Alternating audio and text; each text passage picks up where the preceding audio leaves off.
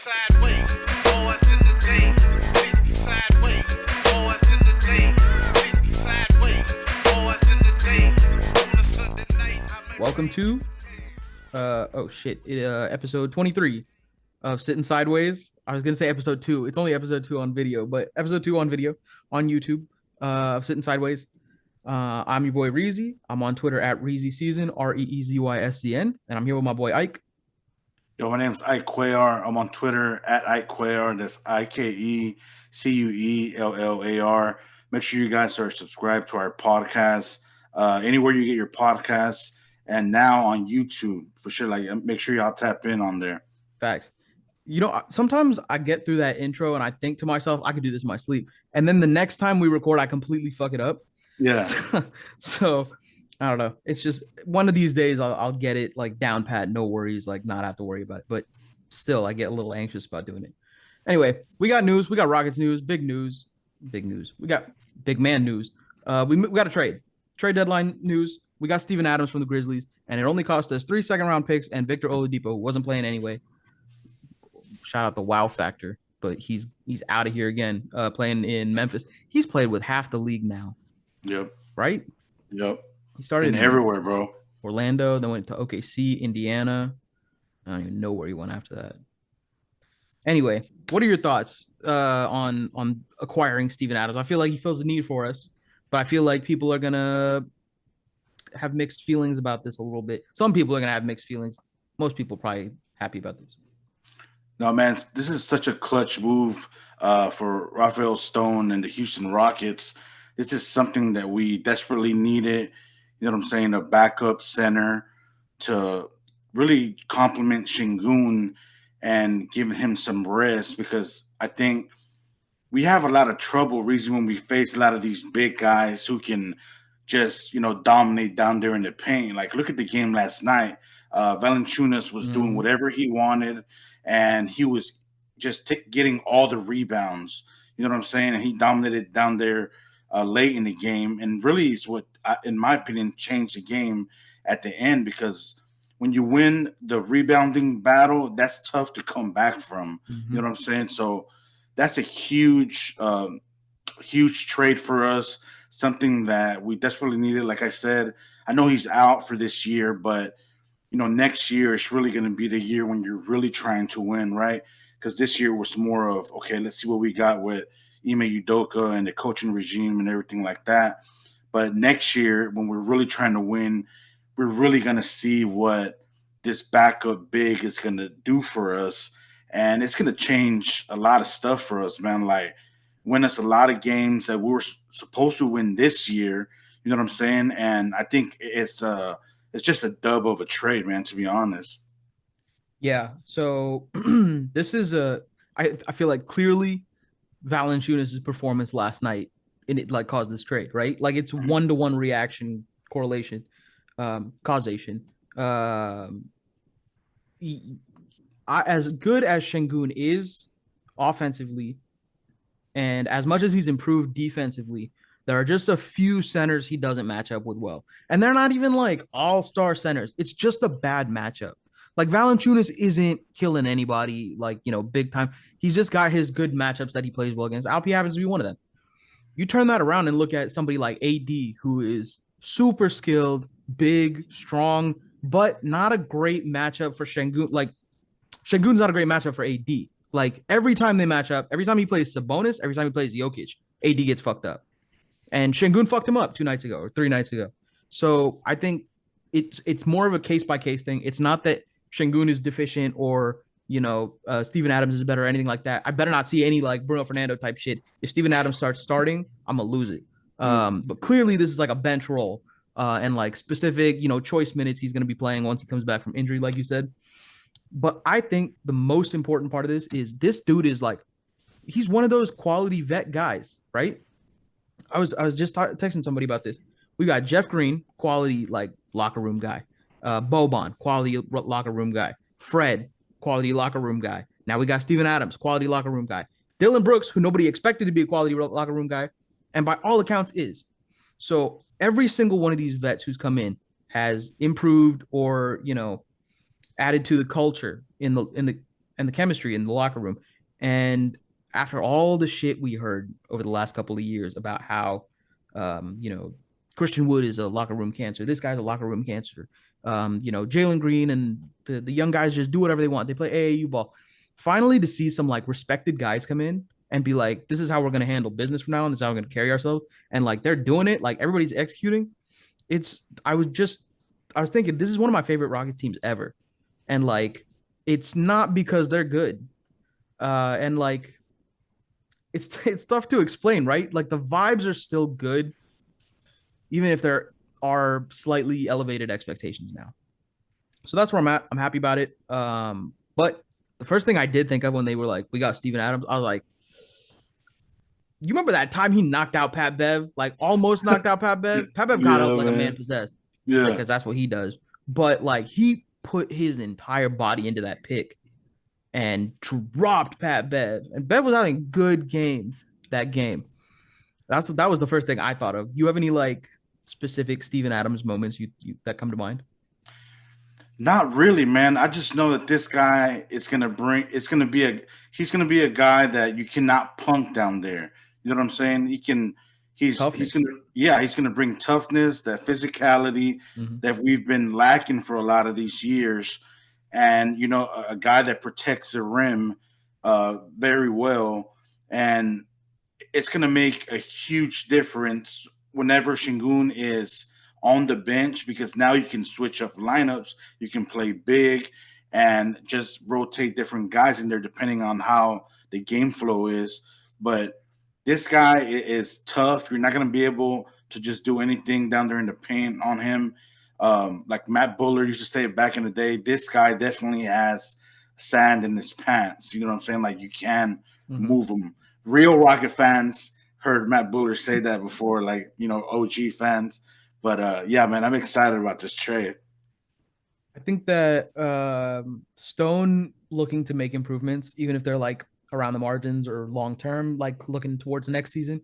I think that's a good sign. It. I'm not saying they're like selling on this year because they didn't make like a win now move, right? They didn't pick up like a. It's not Clint, right? He's not going to come in and play next game. Um, it's more of like a long term thing. So I'm not saying they're punting on this season, but it feels like they're like we're fine with focusing a little more on development than winning. I think that if all goes to plan, we'll still make the playoffs. They're not gonna like try and contend or whatever, but we'll still make the playoffs, and then next year we try to contend. And if that's the plan, bro, I am on board. I'm ready to go.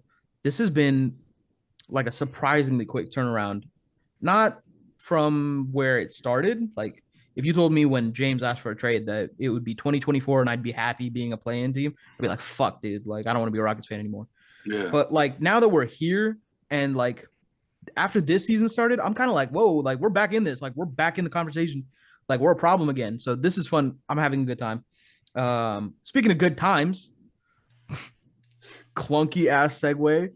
You were in New York last week Yes, over the sir. weekend, and we had a good ass time. Yes, But sir. I'll let you tell it. You know, how was your time in New York? Man, surprisingly, man, I had a hell of a time in New York. Just a couple of days there, bro. I fell in love with the city, man. Just how grimy it is, but at the same time, how chill and nice people are there. Like when you're there, people don't give a fuck about you. Like everybody's just taking care of their business. They're just Mm-hmm. going to work, you know, having a good time. Now, if you fuck with them, that's a different story, right? Just like every other city. Mm-hmm. But everybody there is so nice, and I had a hell of a time. Everything I ate over there, bro, every restaurant was fucking bomb. Mm-hmm. You know what I'm saying? It don't matter where I went, Mexican food, um, fucking American food, anything I ate, bro, it was like really good. And like the bars over there are different. Mm-hmm. Like every bar almost has a DJ in them. Like we were watching the Kansas City and Baltimore game on Sunday, Mm-hmm. and it was just jam packed. Like, and all you hear down there, of course, is just New York rap, and I appreciate that because I grew up on New York rap. Yeah, you're a Like, big you know, Dipset fan. yes, sir, Dipset, Jay Z, Jada Kiss, Fabulous, all those guys, and that's all I heard when I was down there. So I felt like I was like at home, like it was like my Mhm. second home. Like I had a hell of a time. And the Brooklyn game when we went to was probably the funnest day because of all the Rocket fans we saw in the stadium. Mhm. They all came up to us and they were dabbing us up and everything. And we were just happy to see each other. We're like, oh shit, we got, you know what I'm saying? Somebody, Mhm. some Rocket fans in this Brooklyn in the Barclay Center. And it was just a good time, man. We're right there, like fourth row behind the Yeah, Rockets what bench, the bro. hell? Shout out to Judson, dude. Judson, those tickets were fucking incredible.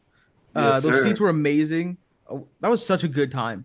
I don't know. Yeah, He bro. like snapped for us for no reason. I appreciate him so much. Thank you. Yeah, yeah, bro. Shout out to Judson, man, my dog. You know what I'm saying? We had a hell of a time, and we're talking shit too to who are we talking shit, bro? Shit, Ben Simmons. Yeah, that that's who it was. And I saw 2 days later, you know who was sitting front row? Cameron was Mm-hmm. the leader from Dipset. And I was like, fuck, I missed him, but he was there in attendance, and it was just a great time. And we made it a game, bro. Like it Yeah. was real ugly in the first half. We Mm-hmm. were down like 20, almost 30, and we made a run there late third quarter in the fourth. And bro, fucking Cam Whitmore and Amin Thompson were fucking balling out that game. And when he got that steal at the end and bust that three, I was like, oh shit, we're really doing this. That was crazy. That You was know what I mean? like that was a like one of those moments where you're like, oh, if everything goes right, we could make it a game, right? Because at that point it was, I think, like a 7 point game, and Yeah. he stole, or it was a, I think it was a 5 point game, right? And he made it like a 2 point game, and they missed a free throw. So I don't even remember. It was incredible. Just like the energy of the crowd. Credit to the Barclays Center crowd. Like they weren't just like cheering for their team. Anytime like Cam Whitmore went for a slam, like the whole crowd was like, "Whoa!" Like Yeah, it was man. cool. Like everybody was chill. We were talking mad shit, and nobody was like talking like, disrespectfully back to us. Like I was Yeah. I was yelling about how it didn't matter if the refs bailed them out. We're still gonna take that pick, and they were just laughing alongside us. They thought it was funny too. So like Yeah. I really appreciated that, and I know at least like if I want to go see a basketball game in a good environment, and like positive vibes and all that, I can go to the Barclays Center whenever. I don't have to worry about weirdos being weirdos. Yeah, because I know it's probably it would probably be different in Madison Square Garden or if you went to a Yankee game, right? We know there's a lot of those assholes out there that I was hate thinking on like Lakers, Altuve. Dodgers, Yeah, you but know what I same mean? thing. Mm-hmm. So, but luckily for us, we went to the Barclays Center and everybody was fucking nice and the vibes were dope and everything like that. We had a great time. Mm-hmm. So man, I would do it all over again, bro. Like I can't wait to go back to New York City, man. Like that shit was so dope. And I took the subway Oh hell yeah. Sunday night to Times Square. Bro, I ain't gonna lie, I was scared because you never know what you're gonna see down there. Mm-hmm. Uh, I was by myself, but I was like, fuck it, I'm doing this. And I just found my way around. Everybody was nice, like pointing me to where I was supposed to go. So, man, yeah, shout out to New York City, man. Super dope city. Can't wait to go back. Yeah, man, it's gonna be dope. I can't wait until you're back here again. We're catching another game. The weather was perfect for the weekend. Y'all were here, holding in Yes. the 40s, like minimal precipitation. I don't even know how the fuck y'all like lucked out like that. Because like the week before it was like 16. It's been Yeah. fine since. It rained a little bit, but it's been fine since. But y'all picked a great time to come visit. I'm coming back to Houston in not probably not February, but in March, mid late March. We're gonna have an event that we're gonna go to. We're gonna report on. We're not gonna report live, but we'll report back on it once we record. Yes, Anyway, sir. actually, you know what? We'll pause right there. I just want to mention like we got so much support on the YouTube video. I had a random time to bring it up. But we got so much Mhm. support on that YouTube video. We posted it right before the trip. And we were kind of like, let's get it out there and we'll just, we'll have a fun time on the trip and not worry about it. And we got so much support from the people we know, but like so many people we didn't know. The majority of people who tuned in were actually from Turkey. So shout out to all the Turkish fans who are paying attention and listening. We'll definitely be covering Şengün for the foreseeable future. And you guys know we love him. Um, yeah, just everybody who watched, everybody who subscribed, thank you for the support. We'll keep putting them out. Obviously, we're having fun with the video stuff now, so I'm down. Yeah, man. Shout out to everybody that tapped in, showed love, especially the Turkey fans, man. You know, there's some real diehards, you know what I'm saying, that love Shingun and everything like that. So, this is the podcast to tune into because we're always going to, what I'm saying, show love like that. My barber is Turkish. His name is Mustafa, and he's only been cutting hair for like 3 months, but I think he does like a decent. Okay, I haven't done my hair. I shouldn't have said any of that, but he did a good job. And he was telling me how he wasn't like following Şengün at the time, but now he is. But he's telling me about like the Turkish league, Fenerbahce, I think, and another team. I'll try and remember this stuff for the next episode. But shout out to all you Turkish fans. Y'all know what I'm talking about. Tell me what the hell I'm talking about in the comments. But we'll keep it moving. Yeah, I wanted to say the Rockets fans we met were super cool. I don't know who the guy who found us first was, but he was hiding his jersey under like a hoodie or whatever. And when Uh-huh. he unzipped it and like showed me, I was like, "Oh, cool, you're a Rockets fan." But then I was like, "Why were you hiding it? Should I not have dressed like super Rocketsy coming to the game?" Yeah. I was like, "Fuck it, whatever happens, happens." But then like everybody was chill, so it is what it is. But yeah, it was a good time. Shout out to Barclay Center. Shout out to Brooklyn fans. We're gonna take that pick though. Next, Yes, another sir. another win in my books.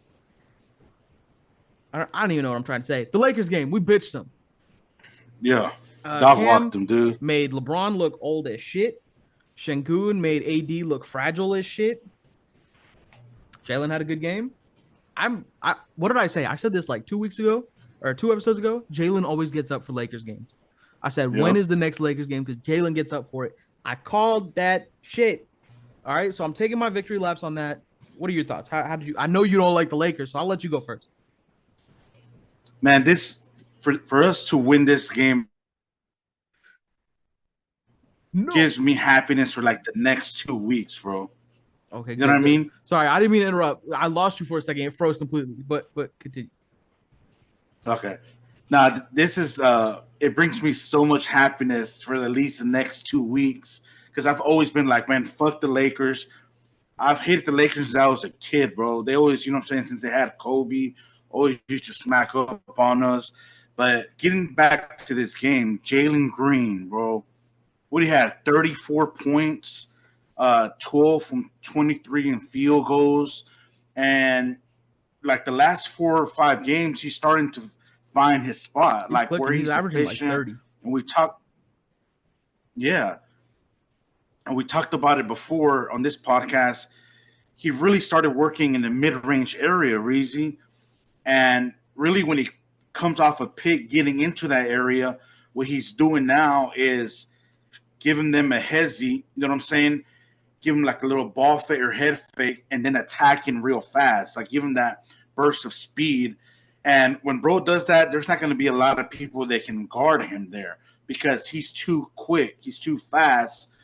When he gives that burst like that. So I think that's really effective because he's getting fouled a lot of times when he's driving in, and when he's getting these attempts, a lot of those don't count because you know what I'm saying. He's getting the free throws, but that's why his field goal percentage is up, and he's being more efficient while he's in the game. Mm-hmm. So, give me this Jalen Green with this level of aggressiveness from now to the rest of the season. Man, we're going to be cooking. Like I said before, to have him and Cam playing well together at the same time, Mm-hmm. it's a great problem to have. Mm-hmm. You know what I'm saying? Yeah. So I'm just excited to see, bro, like getting back on stride and, you know what I'm saying, last 4 or 5 games averaging like 29 points. Bro is balling right now. Yeah, he's cooking. I don't know if it was he heard the trash talk or what. Excuse me. We got that report that Ime Udoka increased the number of one-on-one sessions they were having and was really like coaching him hard, going through tape, and that he was responding to it. So it's hard for me to like. I don't want to. I don't want to rant about this, but like, this is what happens with young guys, right? This is how it goes with young stars. Like they hit a wall, they struggle, they get coached through it, and they get better. So everybody who is like showing him consistent support, like credit to y'all, all that.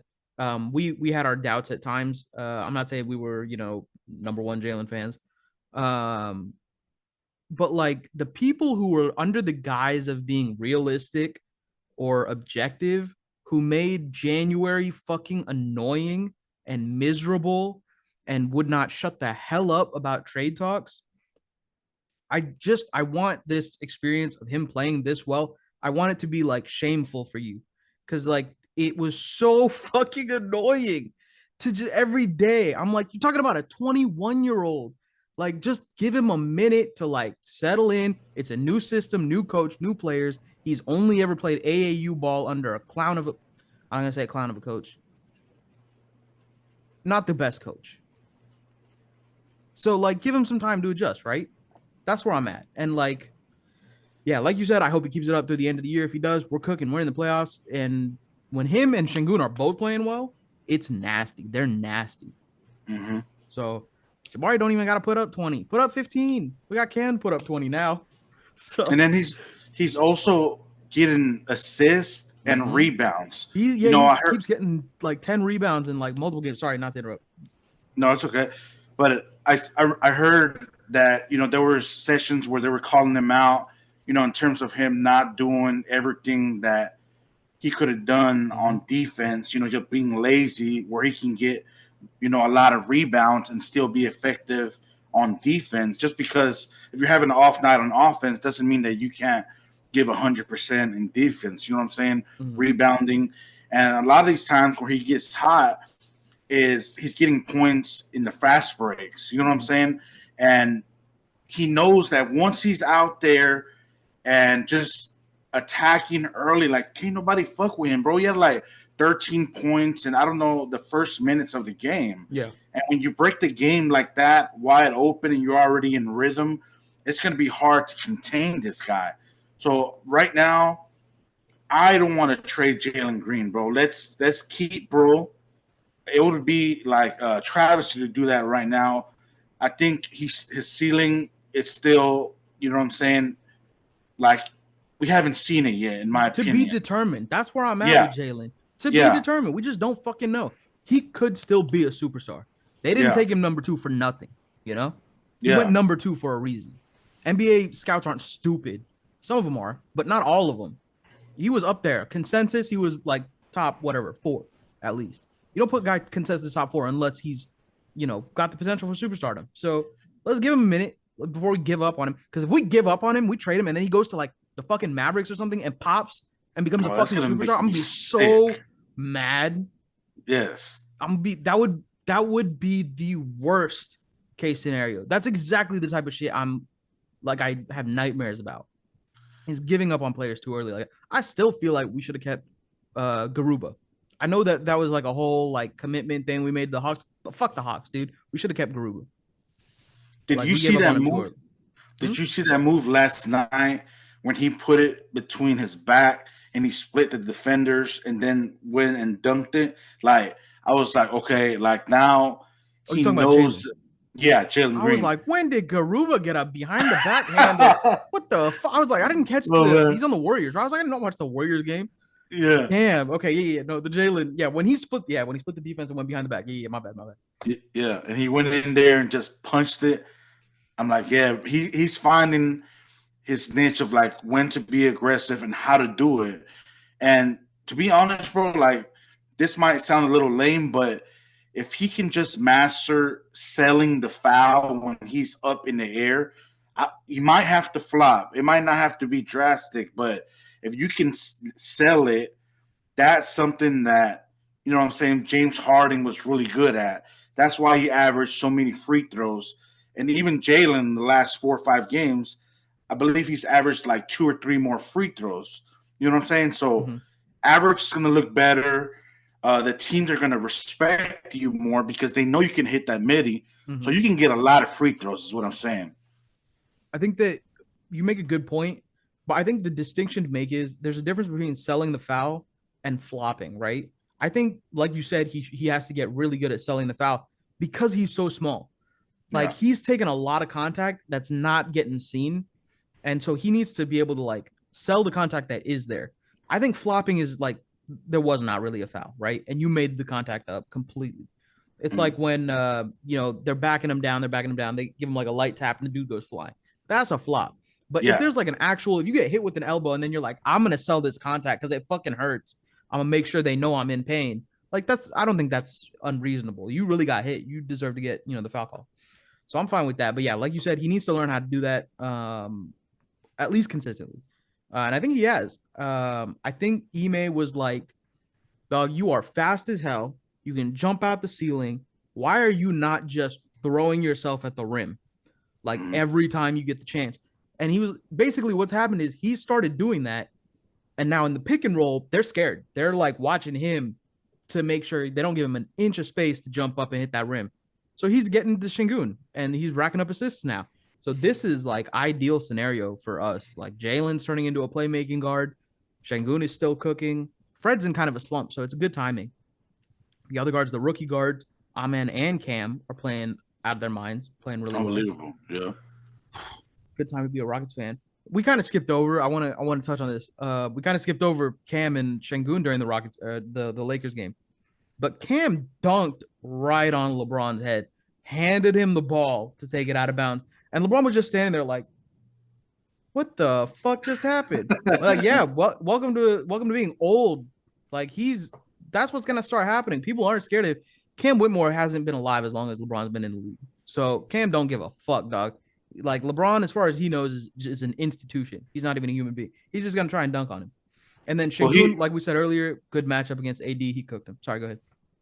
No, well, he actually laid it up in that possession when he handed it to him. But it was like he grabbed the rebound, pump fake, and then went up and scored over him and then handed him the ball. That's right. The third time he tried to dunk it on him, but it looked like he was about to do it though. And like me and Judge were at the game and we're like, if he would have got that shit, I would have never stopped talking shit to LeBron James fans, bro. Like they would have to like, I don't know, dog. This shit, what Cam was doing was special. You know what I mean? And to see a rookie that's this productive in their first year as a on your team that so many teams passed on, we just hit the jackpot, bro, with Cam Whitmore. It really feels like we got an extra lottery pick. Like it was like 1, 2, 3, 4, 4, 5, 6. We just kept going, and we just slotted Cam in. We got Ahmed at 4. We got Cam at 4. It's been fantastic. So say what you want about. I've seen a lot of people saying this. So say if you want that Stone kind of fell into getting Alpi, getting Tari, and getting Cam. But like there were other GMs who had that opportunity and didn't take them. And Stone's had his moments where he missed, right? He didn't get Quentin Grimes. He took Josh Christopher and Usman Garuba instead of Quentin Grimes. So there's been times he's missed. He's not flawless, but give him credit where credit is due. Tari was not an obvious pick at 16, I feel. That was still kind of like a high, not a high, but like higher end range for Tari, and they took him there. Shengun, they traded up to get Shengun. No doubt about that. That wasn't even our pick. So saying, Alpi fell to him, that's bullshit. We went and got him. Cam, there were 19 opportunities for somebody to take Cam, and 19 times people said somebody else's name, and then Stone took him. Like, credit to Stone for taking him. He could have said somebody else's name. There are other guys in that draft who went after Cam who are still solid. He could have taken any one of them. We'd have been happy too.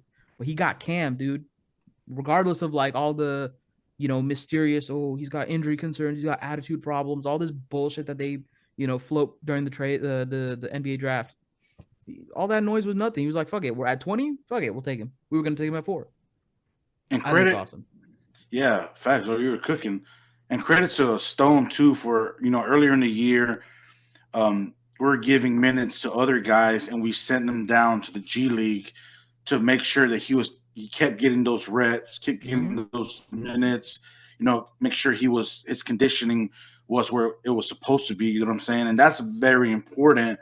I think that's really underrated move by some organizations when they do that, because they know, what I'm saying, what kind of player they have at hand or what he's projected to be at least. You know what I mean? So I think that was a really smart move by Stone, and this is what comes out of it. Yeah, I think it was smart of him to stash him in the G League for a little bit and see what he really had in Cam. I think it also gave Cam an opportunity to sort of build under the radar, where he was kind of like he didn't have to come in and be like, let me prove it to the NBA against like NBA level players immediately. He got to build up from like, let me prove it against G League guys first. He can cook them. Let me prove it against like the garbage minute guys, on my whenever I am with the Rockets. He cooked them. Now he's getting minutes in the first quarter, dog. When we were in Barclays and Jalen got pulled in 2.5 minutes, Cam went in there. In 2.5 minutes, Cam was in there. That's six-man behavior. That's a rookie Yep. on a playoff team, potentially. He went from cooking G League guys to cooking LeBron James. You know this was coming. So I'm talking shit. You know what I'm saying? All podcasts. Hey, you This earned it. whole You earned that episode. shit. Yeah. Cook. Thank you, Cam Whitmore, for giving Yeah. this We've opportunity. been waiting. We've Yeah. been waiting for an opportunity to cook the Lakers. But that being said, I think that kind of covers it for us for this week. There's not really much else going on. There were some rumors about Jalen and some Nets picks being included in a package for Mikal Bridges, but the Nets are in love with Mikal Bridges. They just love that zoned out look, apparently. So they're He gonna said he's off the table. he's off the table. He's not coming to Houston, which I'm fine with. I really don't give a fuck. Yeah. Especially with like apparently the price that they want. I'm not paying that. I would 10 times out of 10 be like, no, let's just finish the season with who we've got. But yeah, I think we're good. Let me see who we've got next on the schedule though. Do you know? It was not Toronto. Toronto. We just played the Pelicans. Yeah. Hmm. We got Raptors. Timberwolves are cooking this year. Yeah, man. Pacers, Raptors, Hawks, Knicks. I think the Knicks game is in Houston. I don't think I'm going to go to that. I'm not going to be able to go to that. But yeah, we got a good slate of games coming up. We'll see what happens. I really don't care about win-loss anymore. For whatever reason, I don't give a shit. I'm just like enjoying the ride this season. I hope we're in the playoffs, playing at least, ideally. I really hope we don't miss it. But even if we do, I'm really happy with how this season has gone so far. Bro, if we can just play, in the play-in, like fight for those playoff spots, I would be happy. You know what I'm saying? I wouldn't say satisfied. The Lakers out of the play-in, dog. Oh man. Well, they ain't gonna Let's let knock that the happen. Warriors out. Let's do both. Yeah. Oh shit. I wish, bro. But the NBA, they'll send Scott Foster over there really soon for those games, bro. I don't want to. I'm not gonna get into a reference. I'm not gonna get into a reference. Yeah. But watch it. Yeah. All right. Other than that, we appreciate you watching to the end. Like, comment, subscribe. Apparently, all of that stuff is really good for the algorithm. I don't know. I've been doing this stuff for like a week. Shout out to you. Oh wait, yeah, go ahead. I'm sorry. I just want to add one more thing. The fact that my center got snubbed from the All-Star, Alperen Şengün getting snubbed from the All-Star game is a travesty, bro. I'm so pissed about that because he's had the best, year of his career. Numbers, you look at, he fills up the stat sheet. He cooks every center he plays, except last night. But mostly, he's always cooking, and they snubbed him. Like, that's fucked up, man, because if that's what happens when you let the fans vote. You know what I'm saying? I don't think it's like more of who's more popular, right? Like LeBron James, yeah. Steph Curry, shit like that. But I think we have him for a lot of years, and he will be an All-Star next year, bro. I know that because that's just fucked up. Maybe it's your injury, and maybe they can still put him in there. Who knows? But yeah, we'll see. I just thought that was fucked up. I think that I don't. Anytime you say only this, many people can join or be an All-Star, or whatever, there's going to be some snubs. I don't think the culture in the locker room right now is so focused on like individual accolades anyway. So I don't think he gives much of a shit. But I think he knows, and I think everybody else knows at least, that he is that caliber of a player. Like nobody is disputing that Alperen Şengün could have been an All-Star this year, right? If the numbers shook out a little differently, the votes go a little differently, a couple wins here, a couple losses there, he's an all-star, right? He's fully capable of that. So like next year it'll happen, whatever. I'm not really concerned about that, but I'm really happy he's getting that kind of respect. I think that his time will come for sure. I'm excited to see it happen. My only thing is, other than that, that's it. Oh, I was gonna say shout out to everybody who watched the end. Shout out to Rohan because he asked for it. Piece of shit. So Rohan. We'll catch y'all on the next one. Thanks for listening. Go Rockets. Peace. Boys in the days. On a Sunday night, I might bring you some beers.